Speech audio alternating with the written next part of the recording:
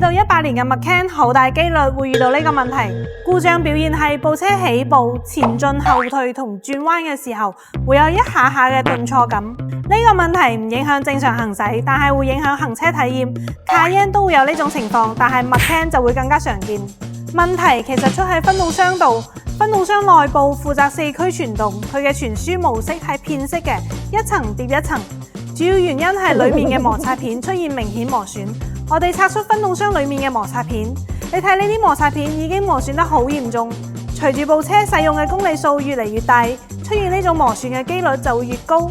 其實呢個問題就等於二選件用到使用期限，如果拖得耐，鋼片會磨損甚至燒黑，到時候維修費用可能會更高。要解決問題並唔複雜，更換新嘅維修組件，做一次換油保養就可以。不過維修嘅時候一定要用到專用工具拆裝，用保時捷專檢電腦做匹配程序，咁樣維修落嚟費用唔高。但係如果有車主財大氣粗，想直接更換分動箱總成，費用大概要3萬以上，我個人覺得冇必要。另外提醒下大家，部車到咗一定嘅年限或者公里數，一定要按時做好保養，更換分動箱油。港珠澳保時捷服務中心喺珠海有2間門店專整保時捷。